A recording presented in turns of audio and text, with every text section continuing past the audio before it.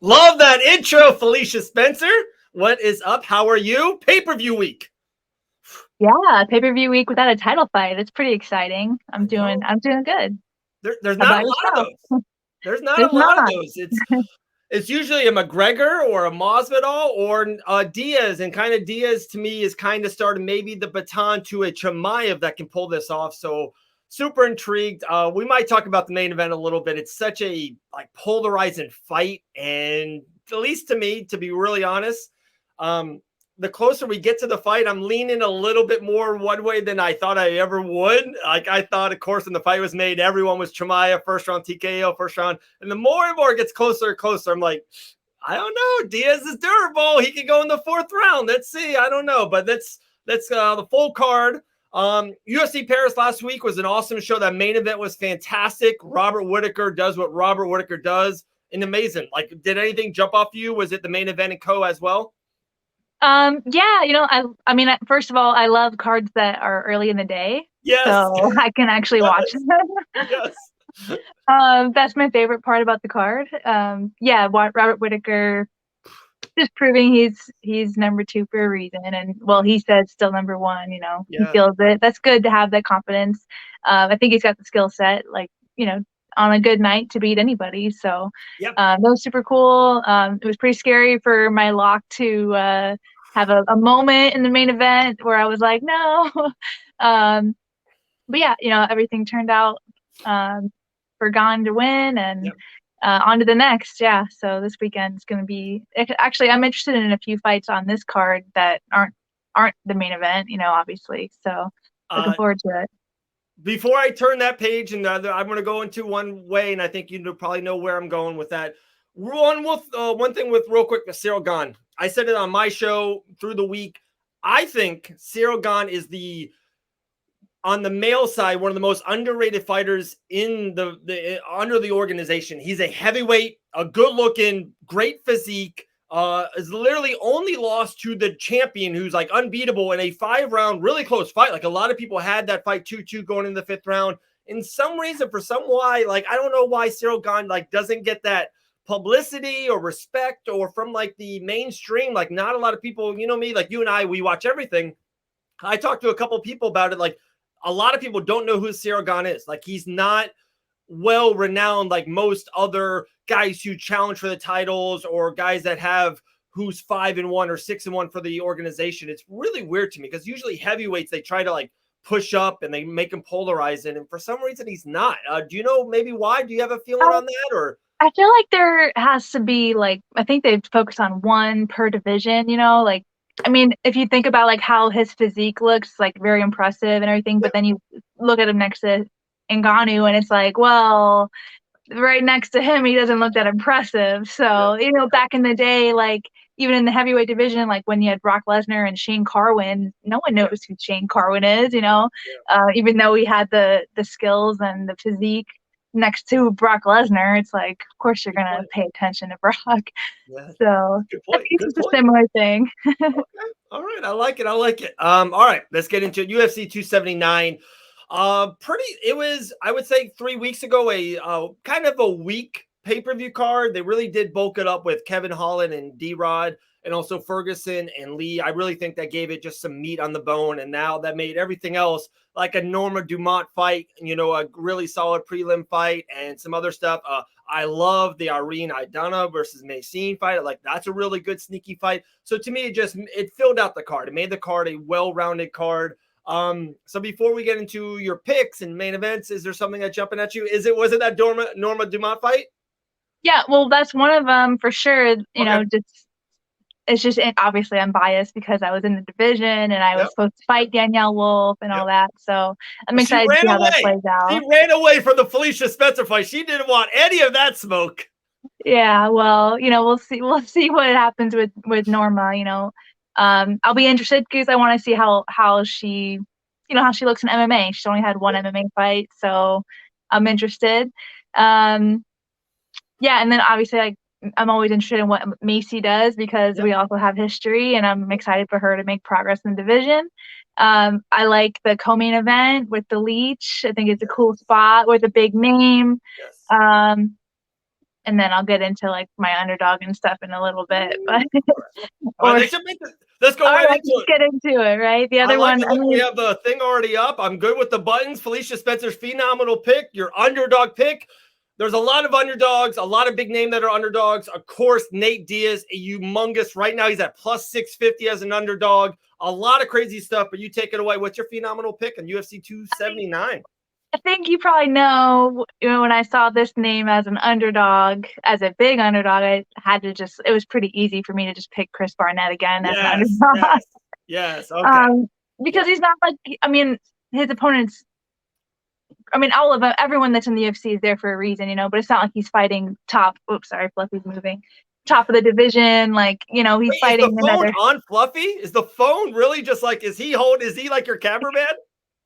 Well, he's like under the tripod, so he's moving and shifting. So, yeah. But yeah, so I think, with anyone who's not like the top of that division, I think Chris Barnett has a flashy chance of winning, and more than just a chance. He's a good martial artist. He's well-rounded, and he's exciting.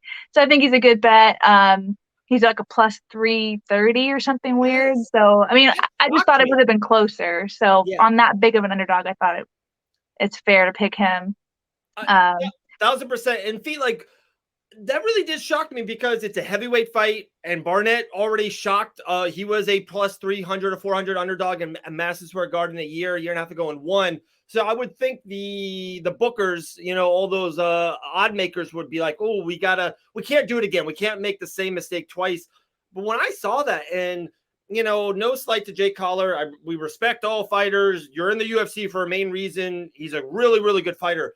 I just don't think Jake Collar is that much better than Chris Barnett, even if he is better. Like I think Barnett has a real shot at winning this fight, not just say, oh, we're going to throw it at the wall and hope to hit. I think Barnett is going to win this fight. I do. Yeah. I mean, I agree. Like you said, he's not facing someone that's like proven to be just dominant, scary, impossible to beat. So, it's an exciting one. A good one to look out for. So I guess I'll roll into my lock. Well, this one was actually a lot harder for me this week for the lock. It's funny how some weeks the lock is easy and the underdog is hard. Like last week, the underdog was super hard. This week, the lock is really hard. A few that jumped off to me was like Hakeem Dawodu, obviously Chimaev. But just to mix things up, since everyone's going to pick Chimaev probably, except for maybe you, it sounds like.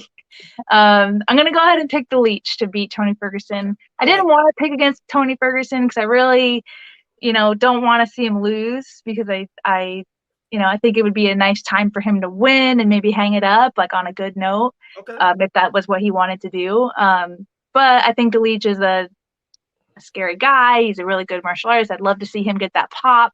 So, and he's a favorite for a reason. I think how long? I think Ferguson hasn't won since 2019. I think maybe 2018. Yeah, it's been a little bit. Since before the Gaethje fight was the first one. Before the pandemic, because remember he fought Gaethje in that first big fight in the pandemic. Yeah. So, and I actually forgot that he's fought like 3 times since then, I think. So he's lost all of them. So I don't know if it's just time or what. I'm kind of curious what we're going to see. Even though we just saw Tony in May, it feels like I haven't really seen Tony be Tony in a long time. So maybe he'll be, what do you call it? Vintage Tony, and something crazy will happen. So maybe me picking the Leech will now make Tony win. So either way, I guess good things will happen based on my pick. All right. I'm so happy with this. This is such a great conversation because I feel like you and I, right? One, and we've talked about this plenty of times, and I've always thought Tony somehow, some way got through that great run as a lightweight. And anytime you win in the UFC is a job well done and a very respectful thing. But like, he was put on pound for pound list, and he was like the interim champion, and people thought he had a lot of people thought he was the one going to dethrone Khabib Nurmagomedov. And I was always like, guys, if you look through that lineage of run, he was fighting the right guy at the right time off of an injury or a good name that at the end of their career, it just worked out really well from. And I don't want to say he's been exposed over these last 3 or 4, but there's a real, thing to it. And then the thing I want to take it with you, especially because, I think you have great history on this. It's kind of a little bit shocking that he is fighting before Michael Chandler's fighting, and they fought, and Michael Chandler had a black eye. And I remember he was holding his beautiful baby, and he had a black eye. It's such a historic picture. Tony Ferguson his picture was flat on his face, knocked out. And it's wild that he's kind of taking this fight a little bit on short notice. I know it's at welterweight, and that's hopefully good for him, a little bit more meat on the bone, and hopefully his head is good. How do you feel with just Tony Ferguson fighting kind of so soon since that horrific knockout and kind of towards the end of his career? Is there a little bit of you of like, I hope he's okay, and I wish maybe he would have some people around him to be like, Tony, hey, maybe we should have took the rest of the year off. Maybe we should have gave 2022 the rest of the year off. Train if you really want to train. If you want to, it's hard for fighters to hang it up. It's something that you put so much time and effort into. I just think it's wild that he is fighting before Michael Chandler. I guess that's a long story short. I think it's wild that he is fighting before Chandler. Yeah. I'm sure there's, a lot of things, like you said, that go into that. And it is kind of confusing. It hasn't even been 6 months, and right? usually I'm wondering how he got that, suspension written off, because that's pretty standard for a knockout. Yeah. I mean, it's a tough one. I mean, it's nice that he's not going to. Does Leach have knockouts on his record? I'm thinking of him more as like wrestling, but I guess he does. He does hit has a hard, couple obviously. TKOs. He does. Yeah. So.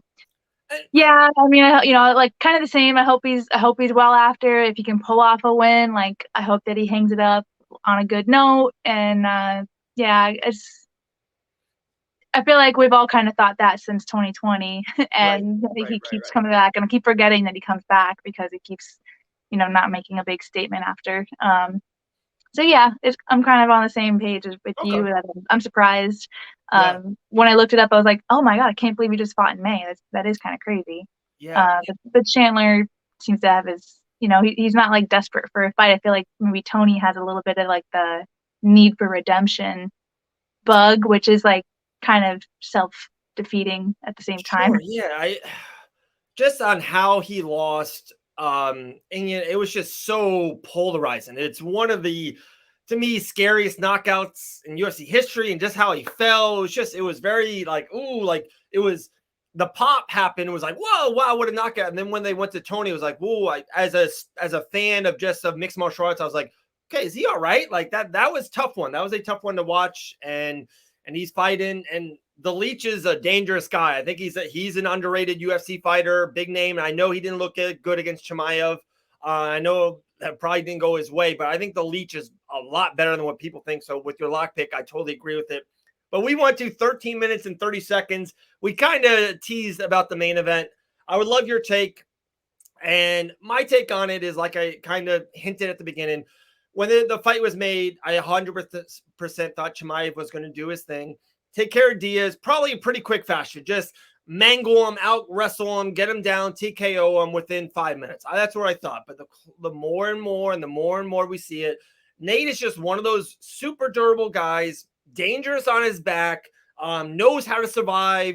He has a lean, long jab as well, too. So I feel like maybe he can kind of hopefully keep Chimaev off of him. I think this fight is going longer than what people think. And then, to me, when this fight goes to round 3, 4, or 5, the pressure really starts to go on Chimaev. It's like, whoa, you should have put this guy away earlier. Maybe the momentum of the crowd, I would assume, really will behind Nate Diaz.